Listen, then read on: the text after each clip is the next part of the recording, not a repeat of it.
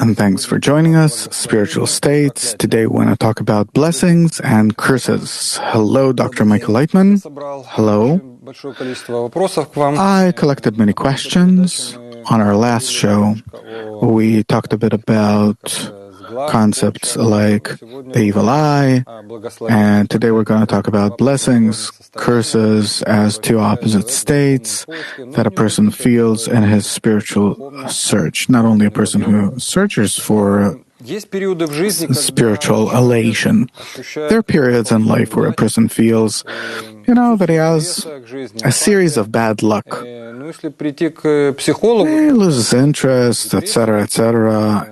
If you go to a psychologist, he'll say that it's depression or a result of some kind of mental trauma. If you go to some sorcerer, they'll tell you that it's an evil eye or a curse. Were I to turn to a Kabbalist, then these states, a series of mishaps, bad luck, losses in life, how would you define it? Well, if we're talking about an ordinary person, what is there to talk about? He is captivated by his own interests, education, etc., etc. But if we're talking about a person who wants to find his way in life and is already trying to acquaint himself with the system of nature called Creator, and he's trying to scrutinize how does it govern him and how can he influence it, then here there is a completely different interaction between man and the Creator. So it's possible to say that, actually it's a very interesting system. When a person reveals how is he interconnected with the system, how can he change it, how can he feel himself differently in his interaction with the system. Actually, it's a very interesting option given to a person for him to investigate nature, the Creator, the surrounding world. It's a unique opportunity. So if I correctly understand, in order to come to the definitions of what is a blessing, what is a curse, you're saying that everything that's written, all the source texts, starting with the Tanakh, Talmud, Mishnah, of course, the Kabbalistic, different Kabbalistic texts, they're already talking about a person who is in spiritual search, spiritual elation, not just the person. Yeah, it does not relate to a person just living in our world. Only if he wants to attain the force of nature, the Creator, that governs everyone, that governs him, that wishes to bring him to some kind of a conscious state. So if we're talking about such people, then let's give a definition of what is a blessing, what is a curse, for a person who's spiritually advancing. A person who feels that he is in a world that he does not understand, he feels that this world is created for him. He wants to reveal it, attain it, understand it, adapt himself to the world or adapt the world to himself. In short, to reach a correct mutual feeling, understanding, interaction, then this kind of person gradually studies nature, looks for ways to approach it. If he has certain informative records in him, even if it's a little child, then he already develops in a specific way. He feels that he needs to understand the meaning of life, what is it for, what is it given for, what exists in it, etc. Such a person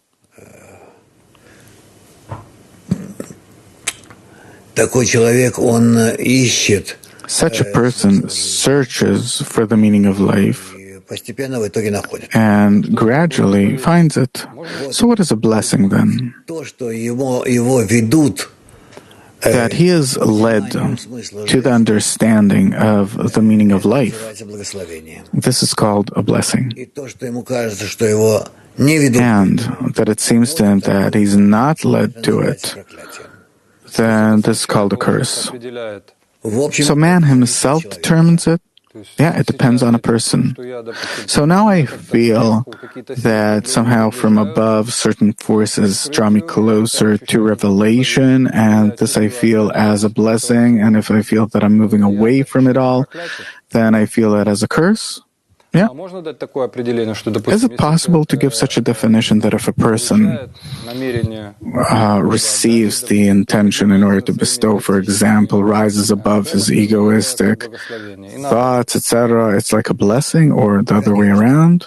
Of course. This is already help from above. It's a more precise definition. Yeah? And if we look at the Creator, if we discern the Creator as nature, that man is already in some kind of harmony with nature. If the Creator is nature, what does it mean to bless the Creator? To bless the Creator or nature? Okay, but the thing is that the question is the following. Man constantly receives different influences from nature, from the environment, from the surrounding world, maybe through millions of different channels and influences, and etc., etc. And he reacts to it. How can we understand what do we receive and how do we need to react to it in order to attain from that level of nature that we're interacting on a correct mutual disposition and advance in the most effective way forward toward the complete revelation of nature in us and our complete revelation in nature? So if I understand correctly, there's nature. Man exists in this closed system called nature, and nature, the Creator, work on him through different channels, starting with the family, at work, etc., on all levels, on the still, vegetative, animate, and on the human level. And if a person, we're talking about perception of reality, if a person determines that he can use all of these disturbances for his spiritual growth, then we can consider it a blessing, and to the contrary, if he can't justify, then it's a curse. Right, but actually he's always given the opportunity to rise and reveal the nature of the Creator and attain a blessing. And if it doesn't work, then he needs to nonetheless relate it to himself. I have questions here from different levels. The next question is, what is the point of blessing? A blessing before and after a meal, there's tradition. It's in order for us not to forget that we are nonetheless in a multifaceted, constant, absolute, I'd say, connection with the upper force. And therefore, that's how we need to relate to it. Meaning, in all cases in life, on each and every, even tiniest step, every motion, internal or external, we need to feel that we're interacting with it. So even like the most animalistic action, animal action like eating, well, it's not an animal action. We can bring it from the animal to the human level, such an action. If I feel that I'm receiving it from the Creator in order to enliven my body, and in my body, revived body, I already start acting with this body in the direction of attaining the Creator, then it's not just eating calories like an animal. So it all depends on the person, man himself. How does he relate to that action? It says that the revelation concealment of the Creator testifies that, what do I say about him? Do I bless the Creator or I condemn him? So what follows is that if the Creator becomes revealed to me, then I bless him. If he's revealed, if he's concealed from a person, then you condemn him. That's how it works? Not exactly. The thing is that the Creator can be concealed, and man doesn't want to reveal him because he's afraid that the revelation of the Creator will lower him, will harm him in terms of his good deeds. Therefore, revelation or concealment of the Creator isn't so unequivocal that if the Creator will be revealed, then I'll be righteous, and if he's concealed, then I'm wicked. Partially it's right, but only partially. I mean, to bless the Creator if he's revealed. No. Possibly also that man achieves such a degree where he can bless the Creator in a state of concealment too. Понятно. Дальше. Ну, вот вы пишете, что в своем блоге, что You write in your blog that a blessing is a force that gives me the ability to rise above my ego and connect to other people. Meaning to bless someone means to give them the power of love and bestow. Is that correct? Yes. And to the contrary, it's like a curse is the opposite action, that I don't give others the ability to develop this quality. These are particular cases, but yes. Тоже такой вопрос. Могу ли я просить у Творца Can I ask the Creator a blessing for my family, friends, humanity? What does it mean? Да, но дело в том, что Yes, but the thing is that it depends already on... The question is simple. If I ask something of the Creator, then it means that what I'm saying now is that what that person is receiving from the Creator is insufficient, that it's bad. Because all of us exist only by being nourished by the Creator that we receive from Him. If I turn to Him and I say, please give me something else, then I say something, the inverted matter, that what you're giving me is not enough. So what am I receiving from Him for? Meaning that I can turn to the Creator in order to receive something from Him if I want to increase my bestowal to others, to pass it through myself. Otherwise, my plea to the Creator for Him to give me something is egoistic. So it's a curse, condemnation. Yeah, actually. So I can ask for others only in order for them to be in the quality of love and bestowal, that this quality will become revealed in them. Of course, otherwise you automatically increase their egoism. But then it will be considered as a blessing to them. And if I ask for anything else for them besides that, it means that I am no longer justifying the Creator. It means that, and by that, you bring harm to people as well.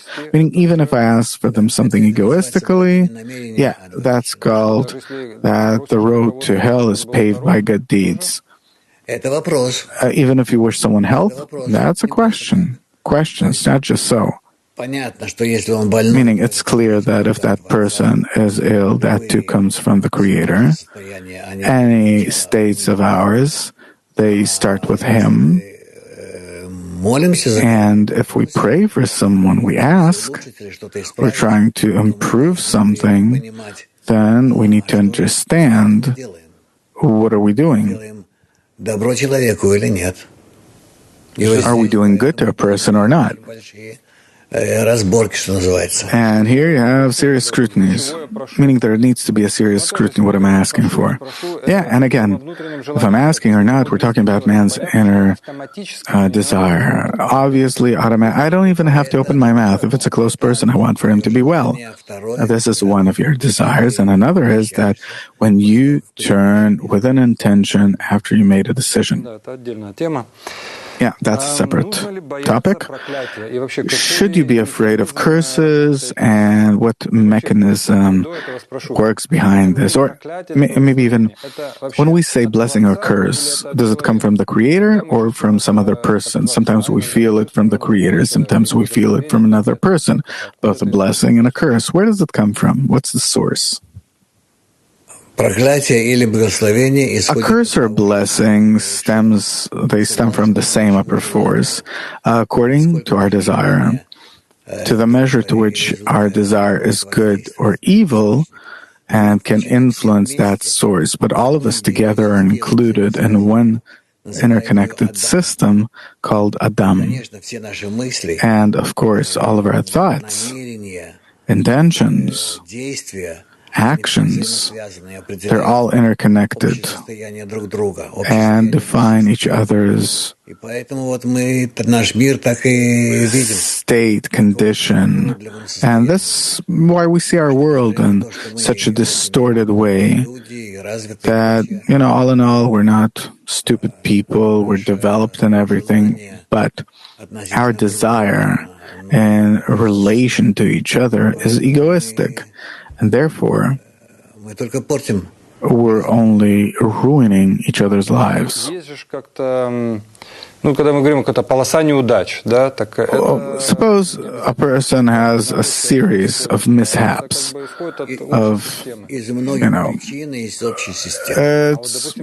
it comes for different reasons, many reasons from the general system. And if there's a curse that intentionally brings upon you that could be too. So these are different states. Should you be afraid of curses? Yeah. You need to make it so that people will either not think about you or will think well about you. Meaning I need to make sure that others will think well about me? Yeah, why not? Even people that don't study the wisdom of Kabbalah, simply around me there are many people. For people to feel that you want good, and this will protect me from curses. Well, depends on what state you're in, depends the society that you're in. If you are doing the maximum that you can in order for humanity to advance toward good, and obviously there are many people who see it as, advancing toward evil, then here what can you do? From the point of view of science, what mechanism works here, is at work here? There were such experiments, to believe in it or not, I don't know, but it says that from the point of view of physics, the evil eye, curses, they don't exist, but there are certain, there is this theory that if a person puts an evil eye on you, it even changes your DNA, physical parameters. Yeah, certain physical parameters. If a person feels bad, meaning all on the level of waves, that does exist. Of course, it's our desire, and our desire is a physical action. It's interesting that when they made this experiment, they found out that the more egoistic people were, ego-centered, then the more quickly they grasped this, corruption or,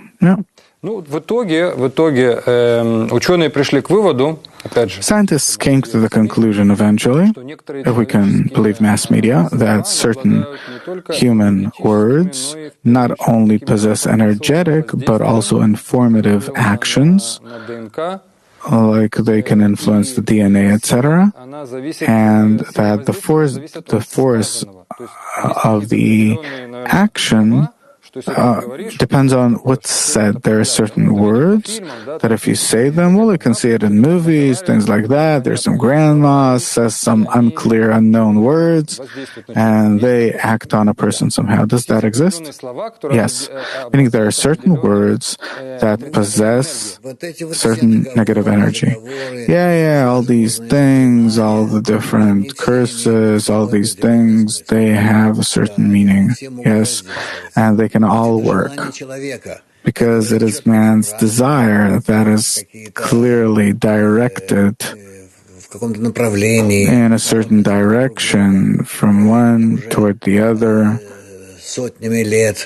examined for thousands of years how they influence.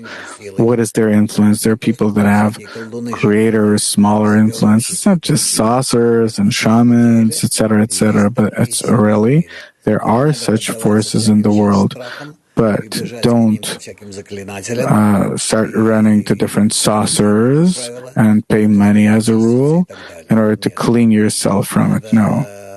You need to precisely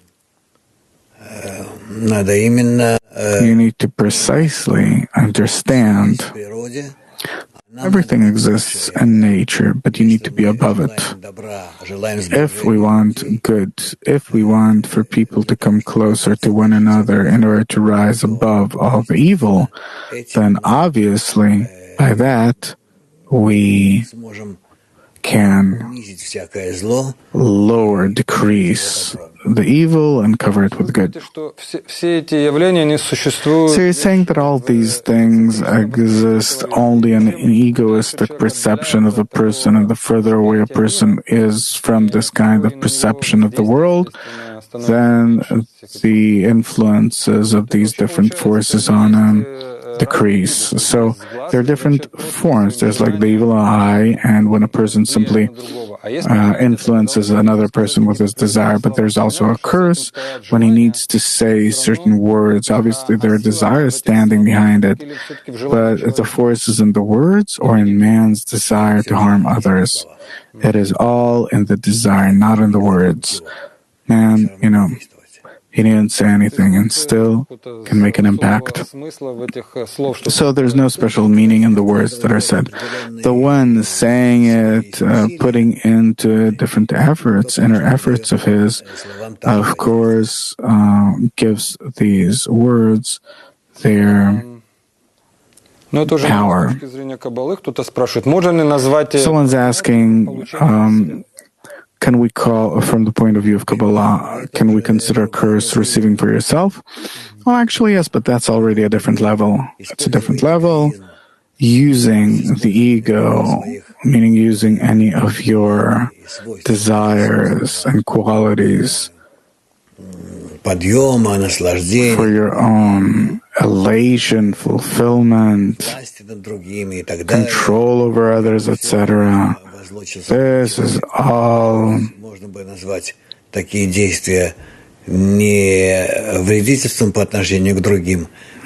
can call them not harm toward others, but harm toward yourself. Once I heard you say that when a person wins a serious sum of money in the lottery, it's a curse. What do you mean by it? Why? That it deflects him from the normal course of life. And it's not a present from above, but a cursing from above. And that's why it's said by the Creator that here I give you a reward and a curse, and you choose a good path. But a person didn't choose it. He simply, he won the lottery. So, hand it out. Give it to others. Would you? I don't want to talk about myself, because it's also not simple to understand whom to give. Well, actually, I'd prefer not to take anything for myself. Not an apartment, not a car, not nothing. Not what I did, what I made in life, in the world. So, riches, you can call it a curse. Well, when you're seriously rich, the minimum that you need for your existence, and beyond that can already can work against the person's spiritual advancement, deflect them from it. So it's all through the prism of, does it bring me closer to spiritual development or pushes me away? Right, that's the only criteria. And if we're already talking about a person who is in spiritual search, then he himself determines whether it's a blessing or curse for him. Yeah, that's easy already. You're saying that there are no physical punishments, curses that will remain in our egoistic desires. We exist in them, and that is the punishment and the curse. Meaning, if I want to bless someone, well, can you bless us? The people watching you now, what does it mean to bless?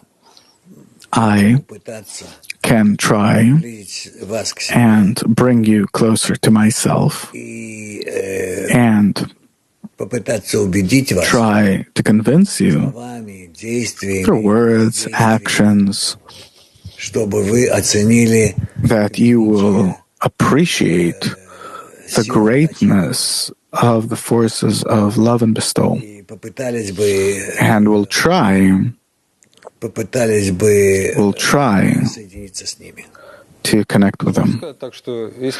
Is it possible to say that if I bless someone, then I want or I help them to reveal the upper force of the Creator? Of course, that is the only blessing. Is there such a thing where directly, it's when a person blesses? Is there a blessing from the Creator? How can you feel it? Well, nonetheless, it's passed through people as a rule. And if not through people, then a person doesn't feel. How does it come to him? Meaning, he only sees the result of it. So